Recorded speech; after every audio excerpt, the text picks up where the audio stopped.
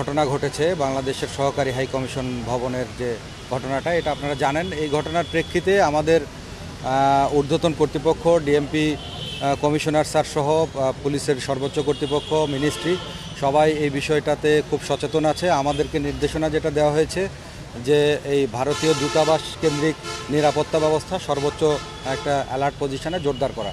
তো তারই অংশ হিসাবে আমরা কয়েক স্তরে এখানে নিরাপত্তা ব্যবস্থা রেখেছি, যাতে কোনো ধরনের কোনো সংগঠন এখানে এসে বেআইনি কোনো কিছু করতে না পারে এবং কোনো ধরনের বিশৃঙ্খল পরিস্থিতি তৈরি করতে না পারে। আমাদের তারই ধারাবাহিকতায় আমরা এখানকার যে ক্রাইম ডিভিশনের পুলিশ ফোর্স আছে, গুলশান থানা সহ এখানে পিওএমের ফোর্স এসেছে কয়েক প্লাটুন, পাশাপাশি এপিবিএনের ফোর্স আছে এবং আর্মড ফোর্সেস, আপনারা জানেন যে সশস্ত্র বাহিনীর লোকজনও এখানে আছে। তারাও আমরা সবাই যৌথভাবে এখানে কোনো ধরনের যেন অনাকাঙ্ক্ষিত কোনো পরিস্থিতি না হয় সে লক্ষ্যে কাজ করছি। এবং এইখানে আমাদের 3টা এন্ট্রি পয়েন্ট আছে। এই 3টা এন্ট্রি পয়েন্টেই আমরা আমাদের সর্বোচ্চ সিকিউরিটি অ্যালার্ট রেখেছি, যাতে কোনো ধরনের বেআইনি কোনো বিশৃঙ্খল পরিস্থিতি তৈরি না হয়। আমরা সর্বোচ্চ সজাগ আছি। এইখানে যতগুলো দূতাবাস আছে ঢাকাতে, সব দূতাবাসেরই দূতাবাস রিলেটেড যে সিকিউরিটি এটা দিয়ে থাকে চ্যান্সেলারি বিভাগ বা ডিপ্লোম্যাটিক সিকিউরিটি বিভাগ।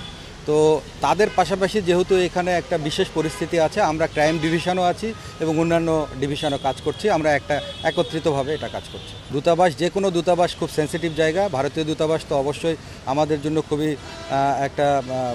খুবই একটা সেন্সিটিভ ইস্যু। এখানে কোনো ধরনের আমরা ভায়োলেন্স এই আশেপাশে পেরিফেরিতে কোথাও আমরা এ ধরনের কিছু হতে দেব না। এটাই আমাদের সর্বোচ্চ কর্তৃপক্ষের নির্দেশনা।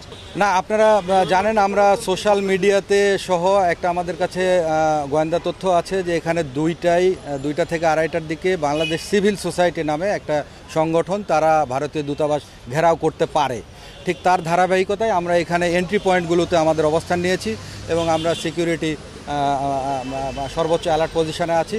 তো এই মুহূর্তে হয়তো যান চলাচলে, এটা আপনারা দেখছেন যে এটা একটা ভিতরের রোড, এখানে হয়তো একটু বিঘ্ন হতে পারে, বাট এটা তো সাময়িক সময়ের জন্য।